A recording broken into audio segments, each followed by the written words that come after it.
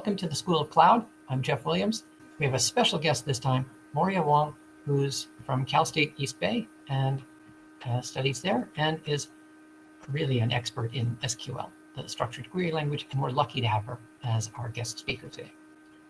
This is the badge that we're going for. So if you finished the labs from last week, the one from last week, the two from today, and the two from next week, then you'll earn this badge and you can put that on your LinkedIn. Welcome, everyone. Thank you, Jeff, for the introduction.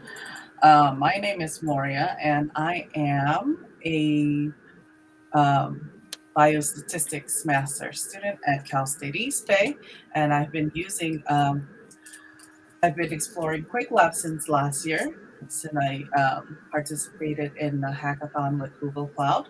And so I'm here today to introduce you to a few labs that will work towards introductory Bigquery basics for data analysts quick labs, the quest. And so if you go on quicklabs.com, your homepage might look a little bit more sparse than this. Don't worry about the in progress. It'll look a little bit different. And I would navigate to the catalog, which is the second tab here. And I'm going to show you how to get to the Bigquery quest that we're going to work on today. So I would just type in Bigquery.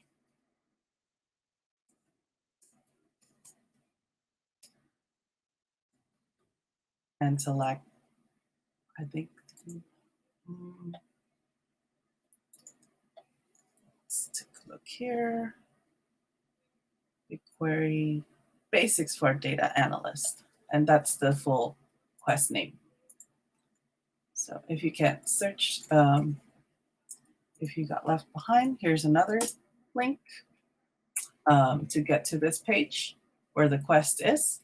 And we're going to go ahead and start on Bigquery Quick Start console. So completing the console or Bigquery Quick Start command line will both satisfy this requirement over here. If you're interested in the command line interface, you could, I would encourage you to try this lab after our meeting. I think it's an interesting way to run Bigquery from Google Cloud, the command line interface. And today we're going to start easy with the Quick Start console. And if you have any questions, feel free to unmute yourself and also use the top right on the top right corner of the meeting. There's a chat box over there. And so I'll keep checking throughout the lab. If you have any questions, feel free to interject. And so because I have enough credits, and this credit requires 1 credit, I will go ahead and start the lab.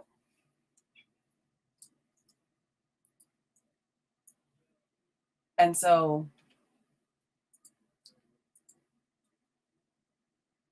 I'm not a robot. And I'm going to choose fire hydrants. Fire hydrants. I don't normally do super well on those too. So.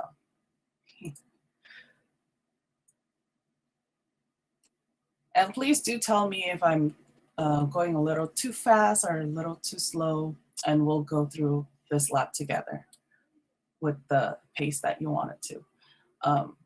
So because I have this instruction, I'm going to push this on the left-hand side of my tab, of my screen, and I will click right to open incognito the Google console.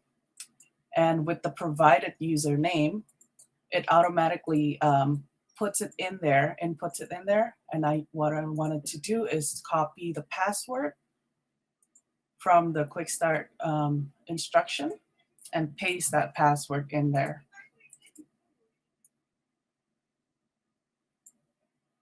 So Bigquery is a multi-cloud data warehouse that Google Cloud has, and their quota runs by the number of the queries that you run, as Jeff mentioned earlier.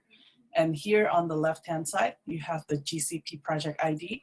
I'm going to copy it for now, just so to have it handy in case we need to.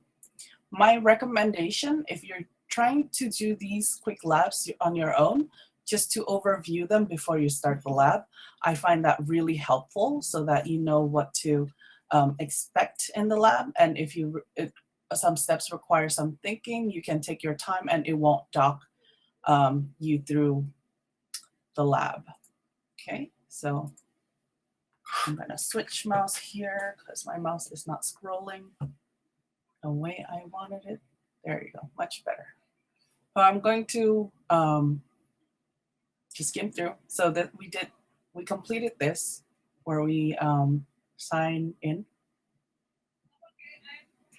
And so this is called the navigation menu here, the hamburger menu on the GCP or the Google Cloud Platform. This is where we can find the Quick Lab console.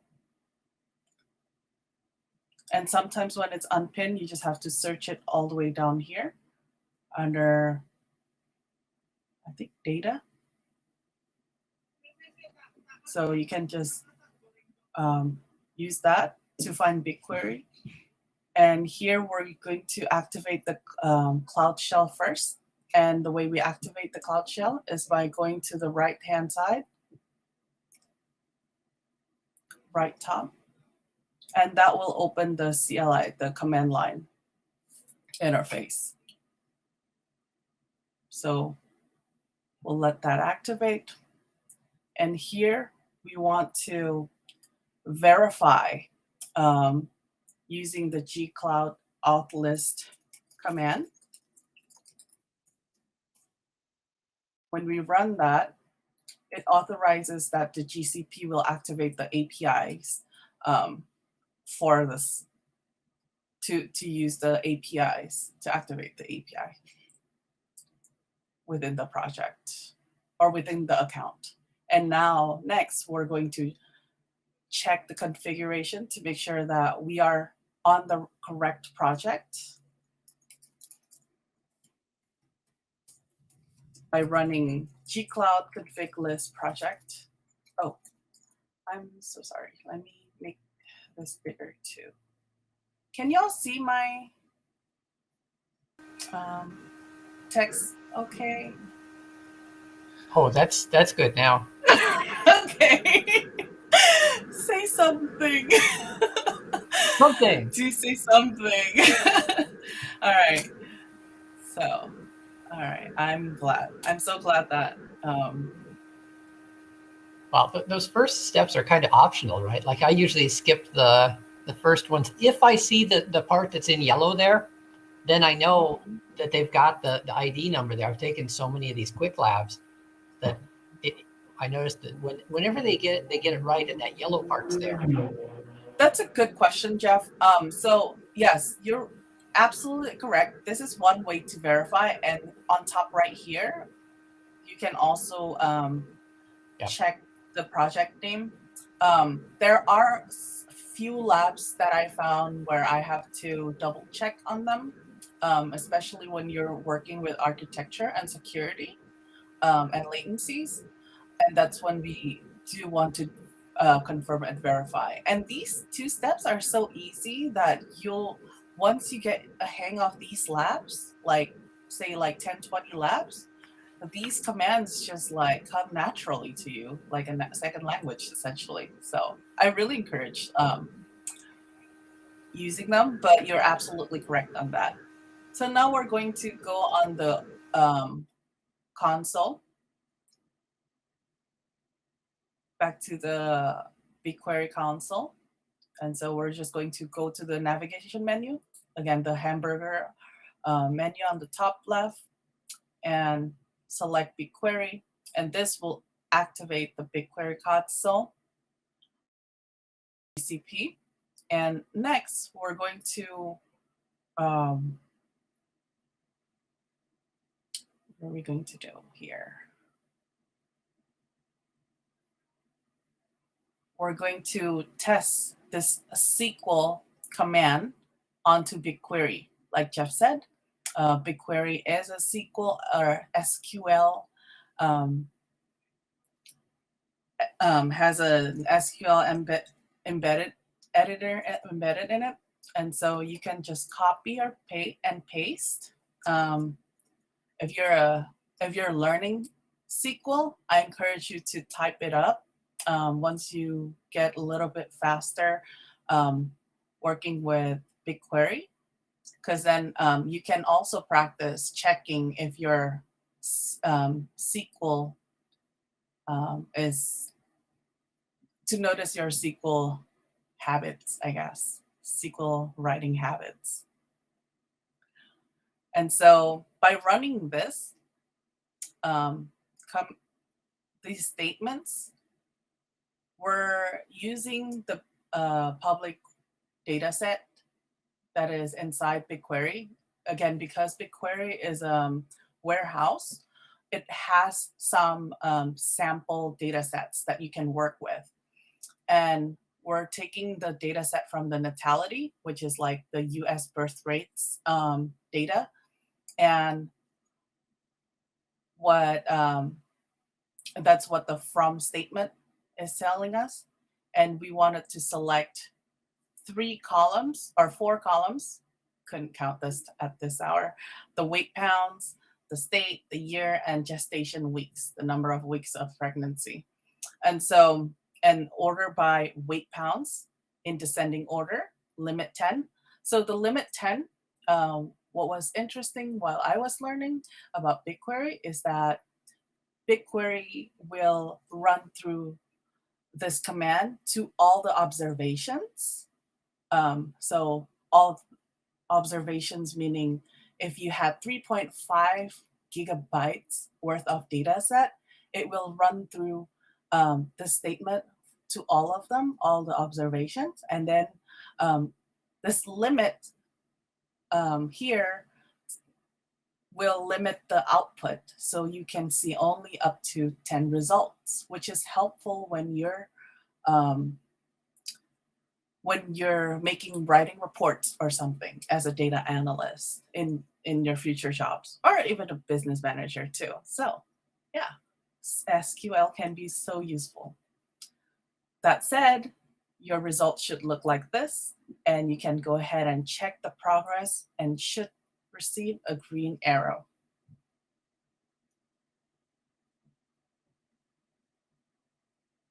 Okay, so does anyone else besides Drew have an access error?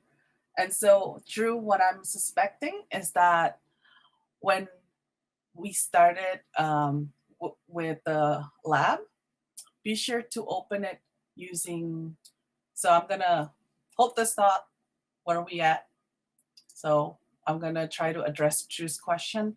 So when you open Google Console, make sure you click right and open it in incognito window. That way, or close all your other incognito windows first to make sure that you're logged out of like any other Google account, so that the GCP won't confuse you or like this username, because this username, this the student at quicklabs.net, that's the GCP account that is associated to the project, but might not necessarily with the other Google account that you're registered with. While Drew is catching up maybe with us, I'm gonna go ahead and continue. And feel free to use the chat too if you're like, if I'm going too fast or too slow and you have questions throughout the lab, I'll try to address them too. All right. And we're just gonna try to do as much lab we could do together, while also addressing any questions you might have about QuickLab or SQL. That's the best part about having live sessions. So you have questions about them. The labs itself is pretty, is quite easy. All right. So next we're going to create data set.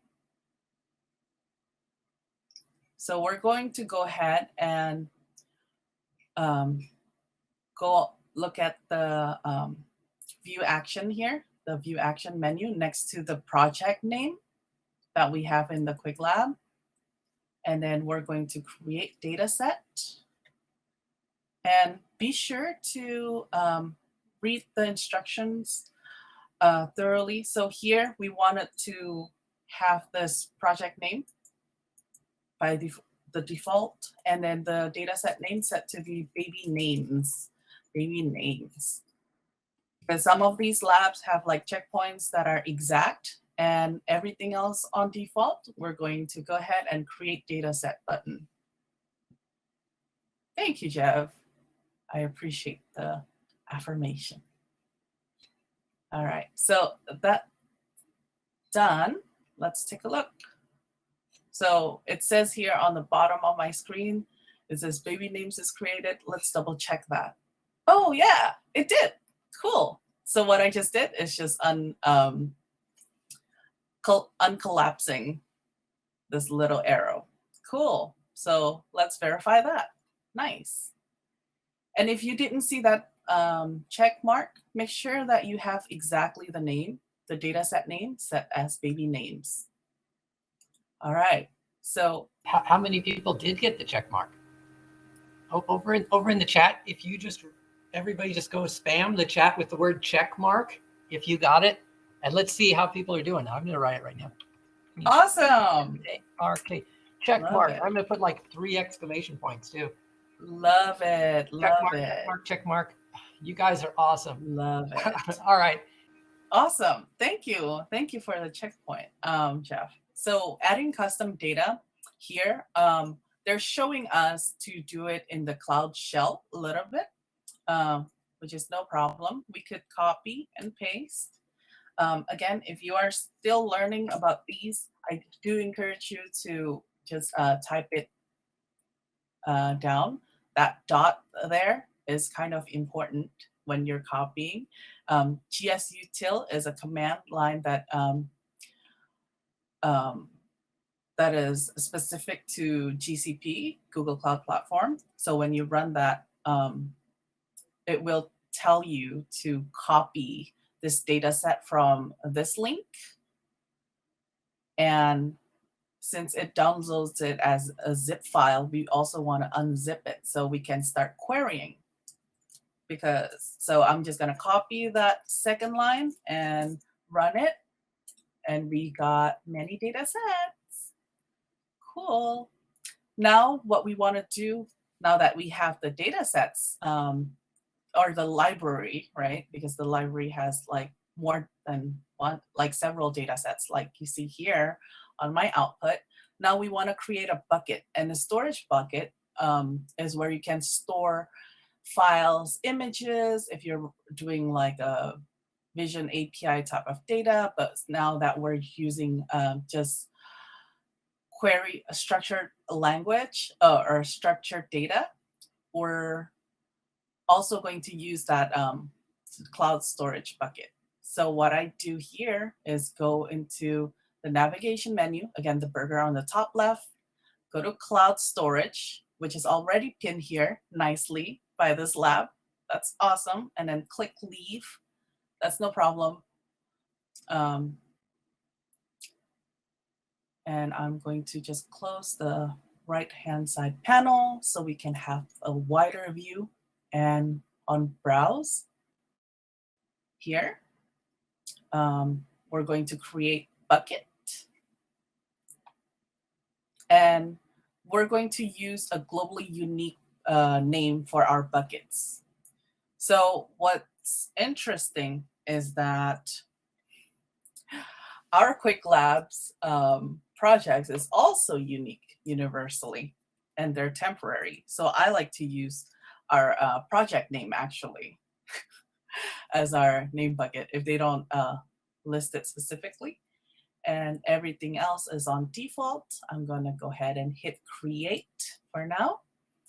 And voila, there should be this is our bucket details.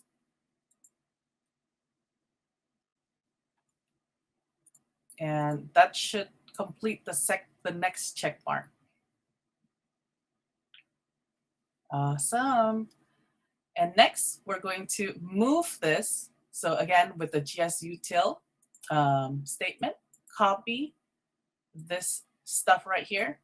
And then we're going to replace the your bucket portion with, so what we're copying is one of the data set from 2014.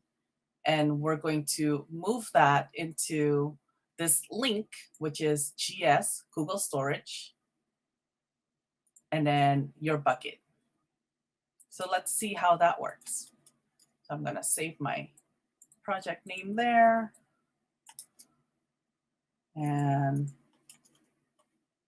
copy that there. And enter my bucket name. Whatever bucket name that you use, you can just replace that little portion right here. Has anyone got any question on that? All right, that's another 15 points, y'all. Look at that. That's so easy. All right, next we're going to try to close this. And then we're going to load the data into a new table.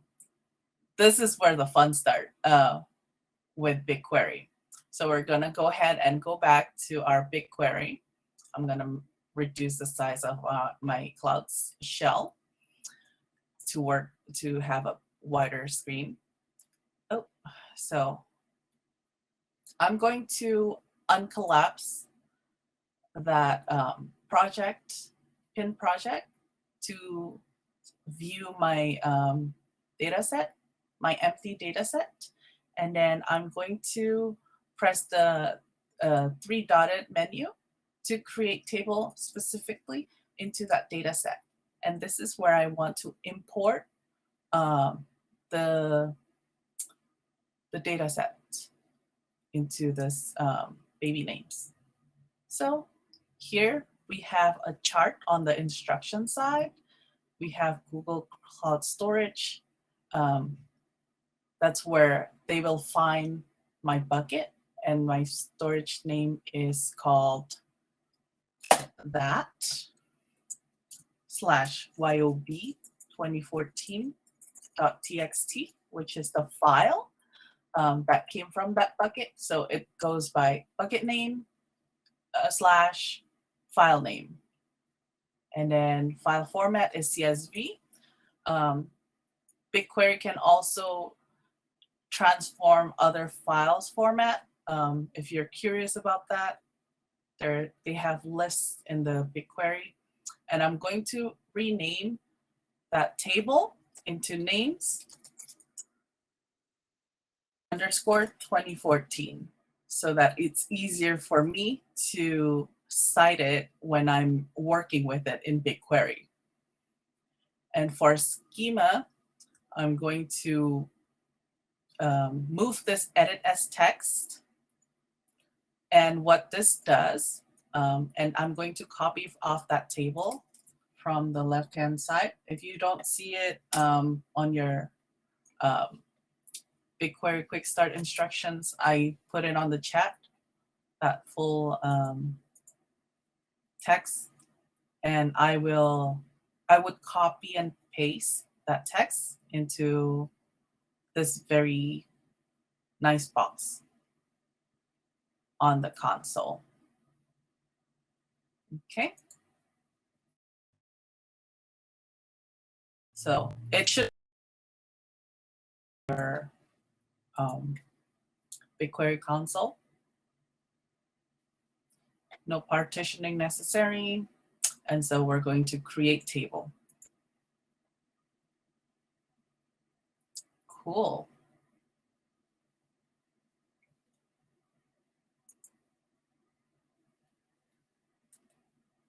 All right, so table is created. I see that. Nice. Now I'm going to close this. Let's see. Or click that. Now I see this table created. And that's another check mark for me. All right, so, and this concludes the end of the lab. It's asking us if BigQuery is a fully managed enterprise data warehouse that enables super fast SQL queries. Is it true or is it false? What are your guesses?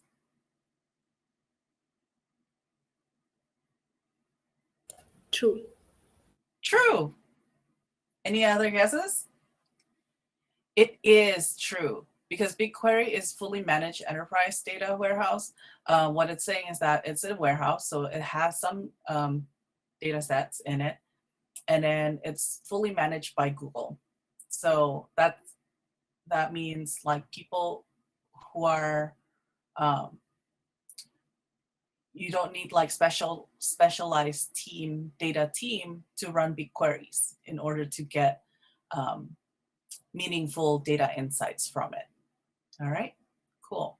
So we're going to explore a little bit more about from the data names table.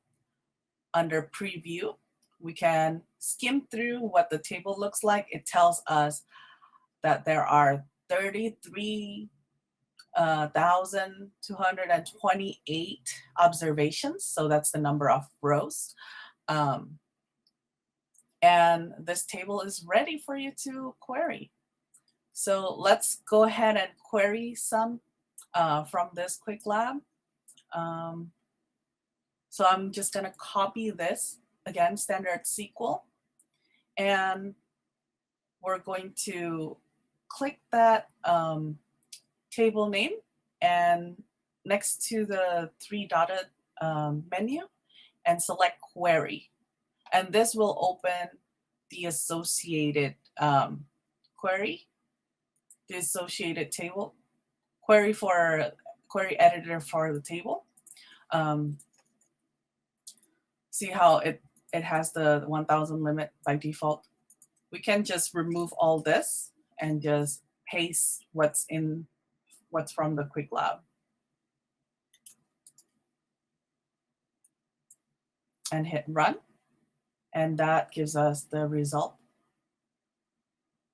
of 5 observation. Again, we're selecting just the name and the count columns from the table baby names names from the baby names data set, the table name names _ 2014, where the gender is male, and we wanted to order it by the count, and we wanted to see the top 5 in descending order. All right, so that pretty much concludes the first lab. How do y'all think about this?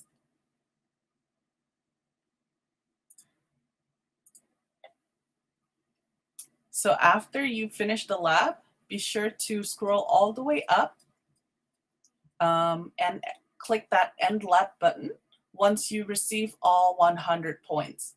If you didn't receive the 100 points, the quick lab will not give you the check mark for that specific lab, by the way.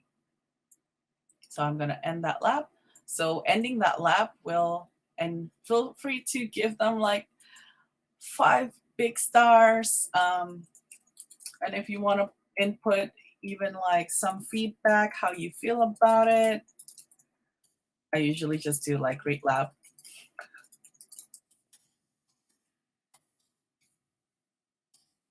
I am sure they would appreciate that feedback from the developer side. So yeah, congratulations. You've just completed your query quick start console. I'm just gonna drop in the quest again, the quest link on the chat. So like top right corner on the video conference you're in, and then scroll down to lab number 4, which is a troubleshooting common SQL errors with BigQuery. You've seen what BigQuery Console is. So in this lab, don't hit the start lab yet. We're gonna go through some of the questionnaires before we start lab. This one has more conversations in it. I feel like there are more questions to address. And so essentially, we wanted to know that BigQuery, oh, can y'all see my screen? Okay, let me make this bigger. So BigQuery, again, is a fully managed, right? No ops, low cost analytics database. Fully managed beings, that said, is that Google is helps you with running the queries. Okay, given that you know a little bit of like SQL language, of course, and it's a pay-as-you-go model, so that means that you are charged, or like your organization is charged by the number of queries or how big your data set is running, because it would make more sense if you have like a smaller data set versus like huge data set, you know, or like real-time data set. Okay, they have some sample data sets, including e-commerce data set. And in this lab, we're going to take a look in some of that and double check our like just some basic, I'd say, SQL errors using the e-commerce data set that comes from the data to inside data set. I mean, the e-commerce table. My bad. My mistake on that. And so we're going to use Quick Labs to also check the validation. We want to make sure we close all that incognito windows before we start from previous labs so that it doesn't confuse the student account. We're going to repeat the same procedure previously using the student account that this lab will provide. So if you're not finished with the other lab, be sure that you finish or end or close it before we start on this one. Check out the navigation menu using the BigQuery, using the BigQuery console. All right, so next we're going to use the public data set that's available from the warehouse. And then we will run some queries. Okay. And we will be testing some common errors. And so y'all have seen what a SQL query looks like from the last week. And so we're just going to evaluate some of these questionnaires first before we start. Right. So I think we're ready to start. If y'all are like here, has followed along, there are some questions that we need to tackle before we start the query. But we can't answer these questions unless we start lab. Does that make sense? So at this point, I just wanted to show you that I just scrolled like half of the page just to get to see what we'll be doing today. All right. Does that sound all right?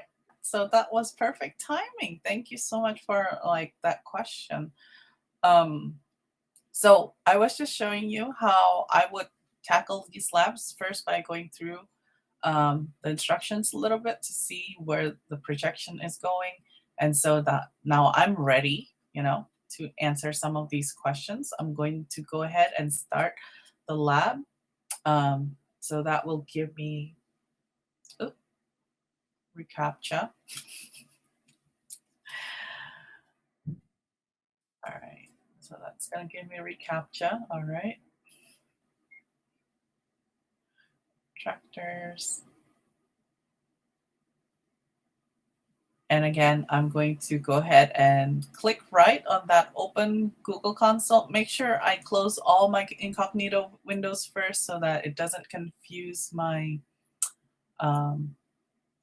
student account that is connected to this with the other Google accounts that I have. And then copying the password. into that box, and I'm going to save the GCP project ID. All right, cool, cool. Now that we've gone through this, the setup, it says to go on Bigquery Console, and then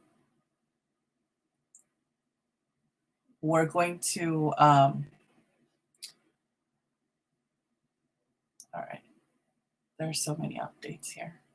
So after I go to the Bigquery Console, there's a link on step number 3 here that I will want to open, and make sure that we open it with, again, incognito window.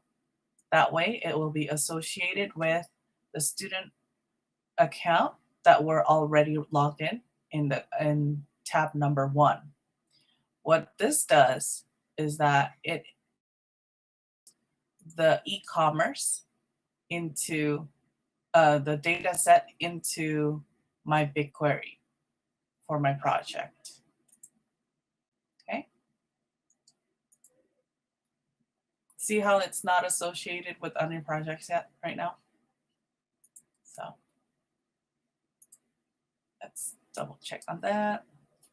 I'm going back to my tab number 1. Let's see. Alrighty. So I'm going to keep that open.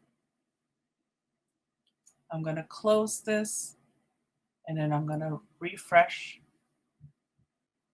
my BigQuery console one more time. See if that imports it. I guess not yet. All right, so I'm going to redo that again on incognito. Go on to Explore, Data Inside, click on the pin icon to pin the project. And because we're connected to this student account, it should now, when I refresh it, be associated to my BigQuery. There it is. Just a simple pin. Sometimes double clicking works. Double checking the instructions work. Now we have all these data sets also pinned onto my project. Or into my student account. All right. So now that we're here, we're going to follow along. We're going to practice just to brush up some of the practices here. One way to check if you're inexperienced in SQL, which I highly recommend, is just copy and paste and then try to run query. Instead of limit 10, 1000, I'm just going to do limit 10. And then it tells me syntax error message. Again, this is troubleshooting common SQL errors with BigQuery. So expect some of these errors to come up, and we're going to explore some of them. What are your guesses? What do you think was wrong with this SQL? So previously, if y'all remember or not, so after following the select statement, we expect like a star if you want to select all the columns or the name of the columns. Because we haven't specified any columns, it could yield an error. Another common error that I see here is the table name, or no, the data set name. The data set name is misspelled. So that's another big no-no in BigQuery. But again, had you been typing this out, this data set misspelling, for example, wouldn't occur because BigQuery autocomplete or like has hints so you can autocomplete it. All right, what about this next BigQuery? What do y'all think? Is there anything strange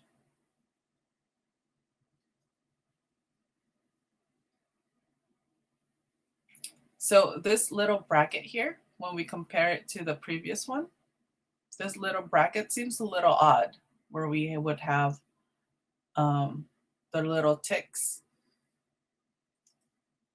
to source it. And this is actually, and this little colons also hints that this is a legacy SQL format. And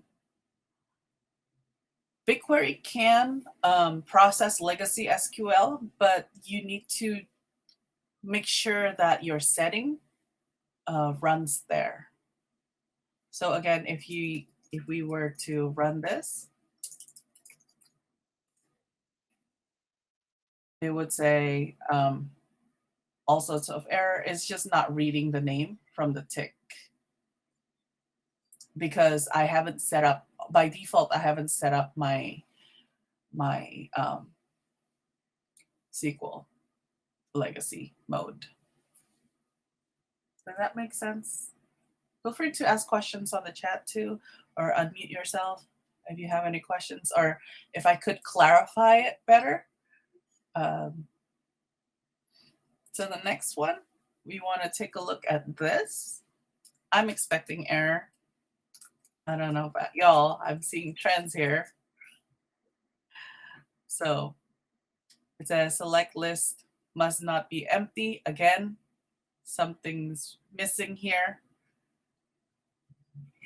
So again, no columns defined in select.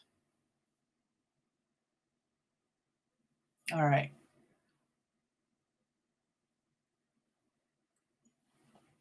The next one, let's take a look here. Now we have a select and then like a column name here. And then from the data set and table. And also, let's run this. Now it's giving me so much information here. It's giving me some results. What do you think would be missing if we wanted to know some information about this data?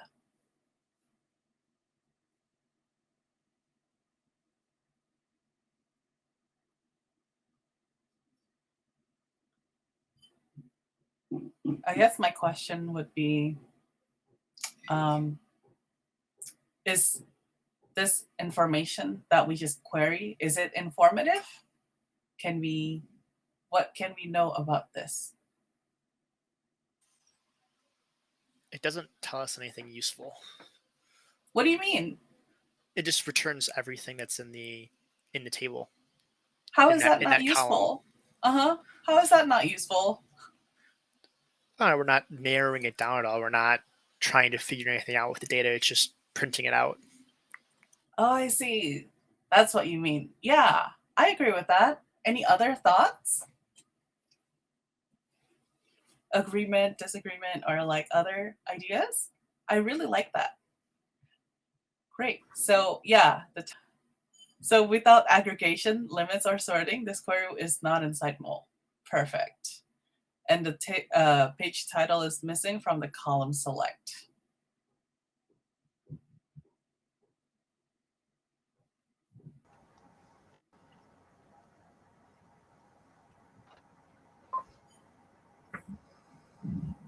What about now? Now we're going to add this page title, right? And run the query again. So I've got results here. It did run the query. Is there any other way to add the data to Insights dataset?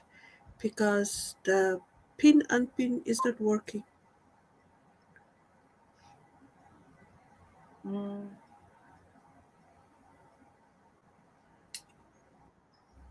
Did you open it with the incognito?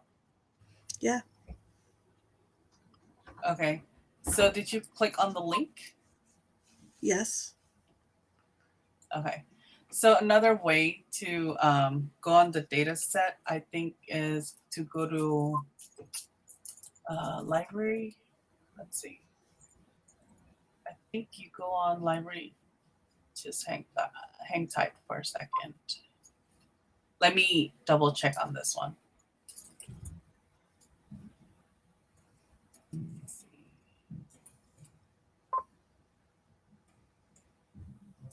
I think I want to use the API library and then go to Bigquery storage and go on manage.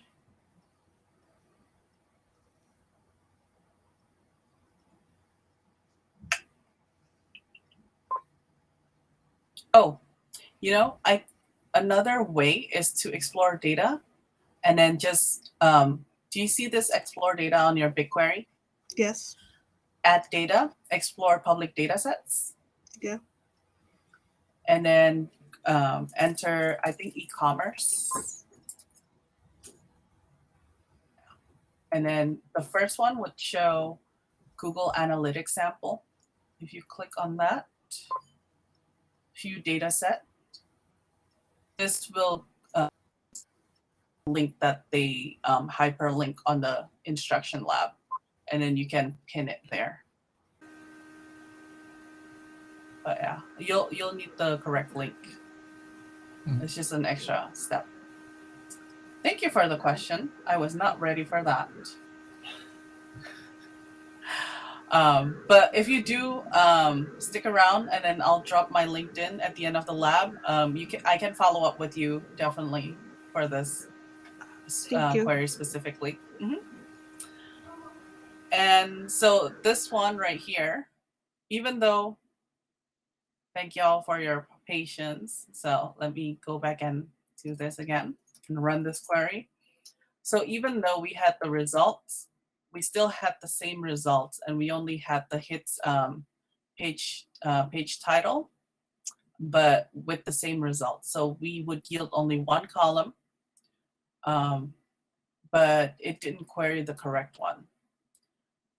The error here is that there is no comma here. What we was trying to do is that the SQL runs both queries. It gives you the full visitor ID summary, but it saves it as the latter column name.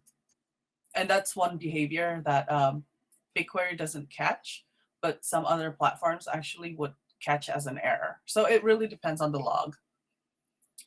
So, all right, so next one, if we corrected it with a little comma here, or I can just put copy and paste there. This is the result that we're expecting. Does that make sense? Let me know if y'all have if I should reframe that. All right, cool. Now we're going to check out the aggregation function. I think it was Matt who answered earlier about aggregation. So let's see. Oh no, another error. Aw. All right, what do y'all think about this? Group by, I like that. Ahmed, what do you mean by group by? For some of us who don't know what group by is.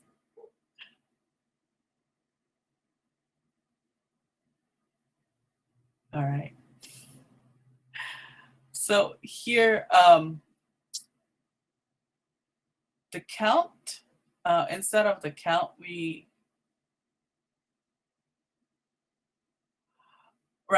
group by, I think, is going to fix it exactly, to duplicate the entries as one.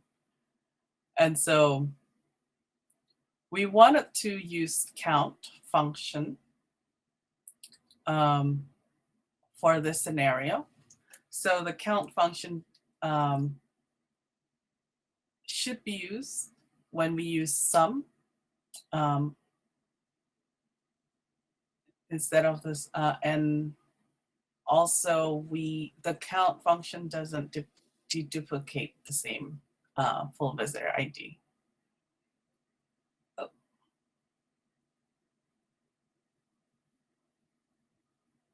Sorry, it's missing group name. That's what I meant too. That's what I meant to check. All right, so running the fixed errors, like Amen suggested, we needed to use group by clause to group duplicate entries as one. Awesome, and that gives us a more insightful result. Thank you, Amen.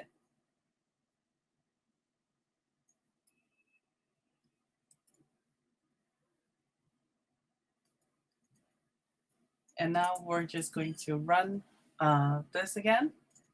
And we wanted to narrow it just to filter. The group by clause adds a filter so we could just see the number of hits per page title. That gives us 40 points so far. Oh, look at that. Wanted to be mindful of the time. We still have ample of time. Awesome. Now let's take a look at more errors. So here we see that we're selecting the GeoNet city, total transactions, and there's a comma there. So comma usually hints at there's another column. So that might run as an error. And then there's a count and distinct as.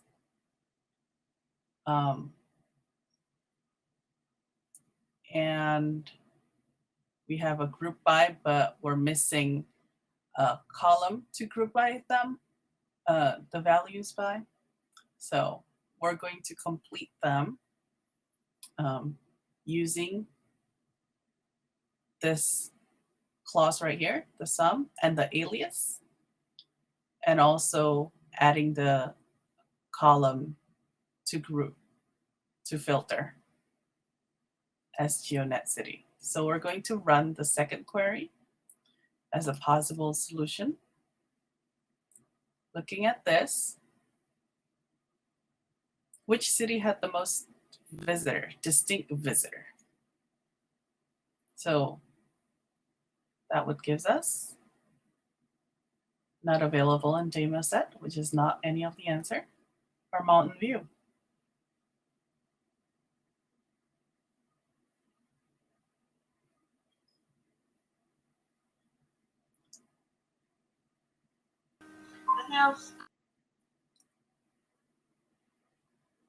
And these are other alternative, possible solution to,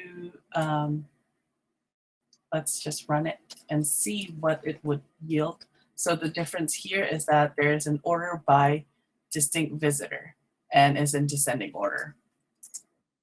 So let's see how that's different. Cool.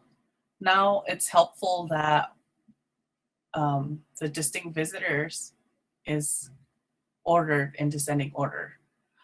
So what's interesting in SQL, fun fact, is that whenever you wanted to order by, you should first run by grouping them. I don't know if other SQL programmers would agree with me, but I think it should be. So before you want to do order by, make sure you have a group by. All right, so here, the next query, let's see, what's the difference here? So the next query right here, we're completing this function here and saving this operation as an alias. So we're creating a new column at the same time with the alias. So a new column created, and that gives us an average of products ordered. Nice, right? You can create columns. Now you know how to create columns or add columns. And then here we're adding, what are we adding here? Where. So where reminds me of filtering, but we expect some error here. So what could be possibly wrong with this?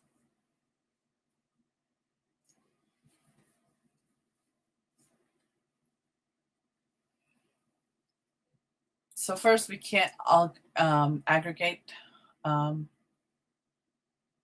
You cannot filter aggregated fields in the where clause. You could use having, but it wouldn't like where. And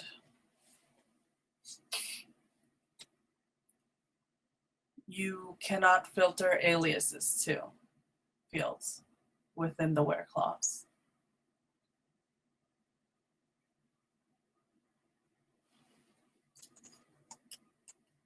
So where and having is just some subtleties with SQL when I learned it. So instead of where, now we're using having. We're clause. We're using having clause. And we have a result, an output for Jakarta. Very cool. I visited there before, so that's fun. The next query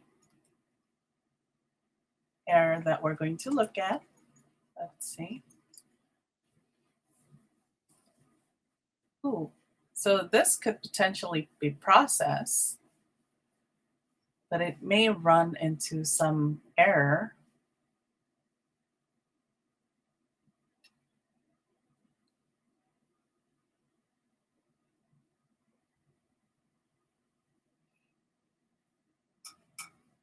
So the 1 and 2, it recognizes the column number.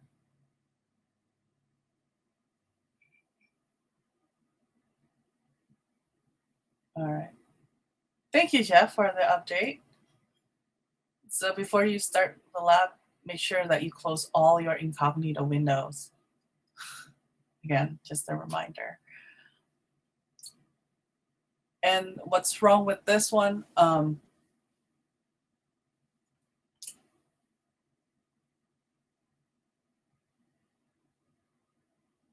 We expect some errors in this one.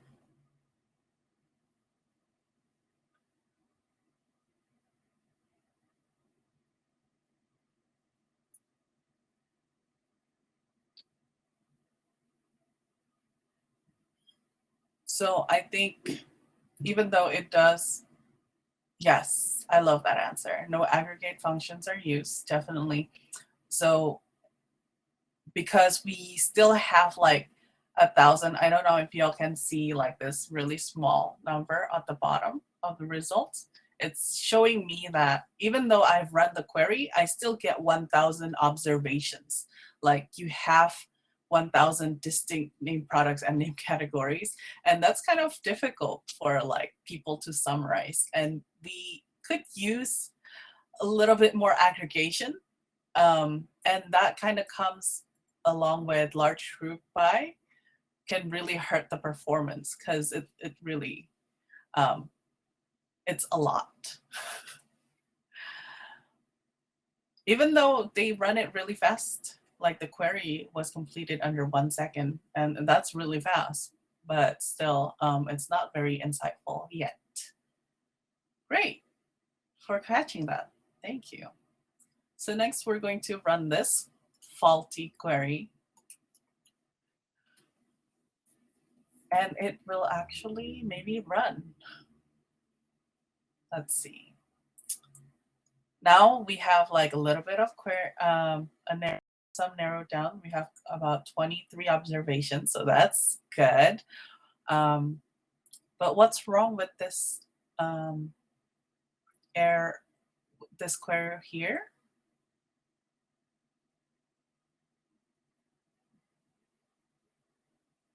Let's take a look. We have the select count, the query, the count hits as product numbers and hit numbers.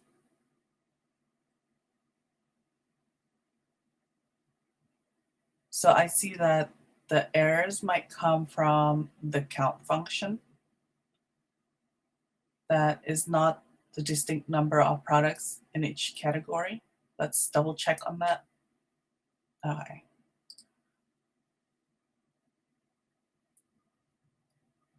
So instead, we could run this possible solution.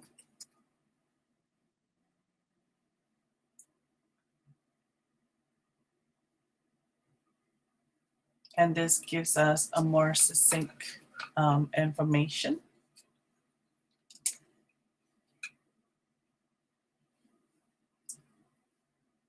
And the category that is the most distinct numbers of products offered was